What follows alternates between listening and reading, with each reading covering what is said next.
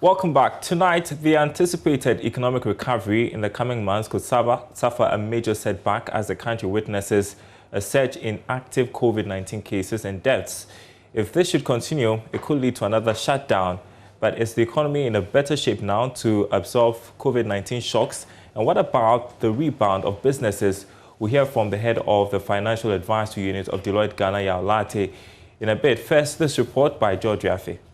The economy is still struggling to find its feet following the associated shocks from last year's lockdown and the effect of COVID-19 on some sectors of the economy.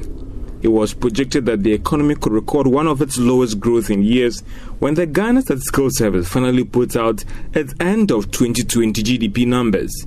It was expected that with the various restrictions being lifted and the economy opening up, that would help fast-track the recovery, with the incoming flight opening up of some tourist sites. But with the strict COVID-19 protocols, that would have helped the situation. But with the current challenges and active case rising, these same businesses that the activities would have helped contribute to the economic growth may be forced to step down the activities.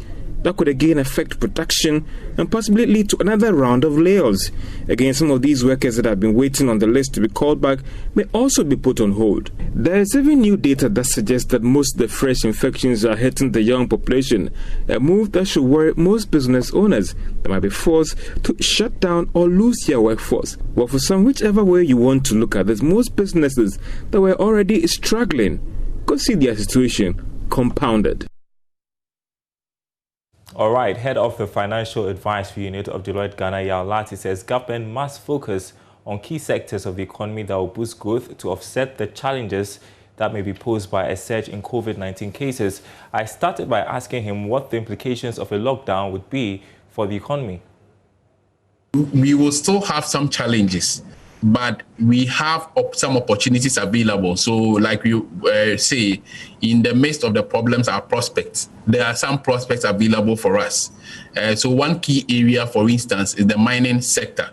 And it's been noted in some of the report from the World Bank and Moody's that gold price has remained as high as about $1,800 per ounce over the last few months, almost hitting $2,000 per ounce. That's a significant rise or peak for gold prices. And so if you are going to support a sector like the mining sector, we're going to have the benefit of that. So there are potential upsides, and that's the mining sector is one area.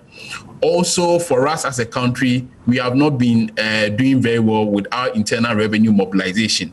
And so if we have those challenges and we have an opportunity to address them, we should be able to address our domestic or internal revenue mobilization. Because, mind you, foreign direct investment is going to decline. So one of the sources that we should be able or we should be looking at is our domestic revenue mobilization. The third area is the agriculture sector.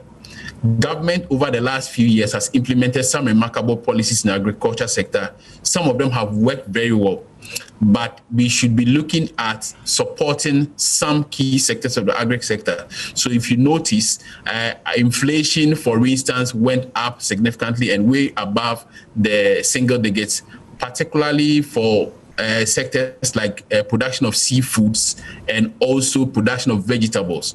So government programs have focused mainly on our staples, cereals, rice, maize, and the likes. But we should have government agriculture policies that is focused on other sectors that are also affecting our economy, demand for which are for these products coming from outside. So for instance, vegetables and seafoods were those that affected our inflation pressures. And so if government's agri sector is going to focus on other areas that we have not focused on in the past, that will also give us some upside.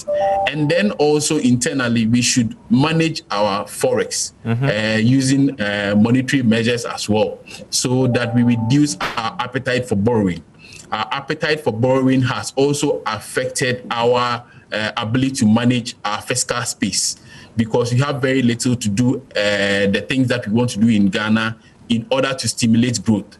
So if most of our the monies or revenues that are coming are going into servicing debt, our fiscal space is very small to invest in other areas of the economy that's going to stimulate growth. And then the last one is to also do targeted support or incentives for certain businesses. We know that the COVID affects some businesses more than others. So the sectors that have been heavily affected, we should have some targeted policies that are going to help them stimulate or even stay in business. We have gone through one situation before. Now we know the sectors that are going to be badly hit. So if we are going into some form of second wave, we should target certain sectors, for instance, the hospitality sectors, the aviation sector, and even the oil and gas sector. Now, the good news is that oil prices have gone back almost above the $50 per barrel mark.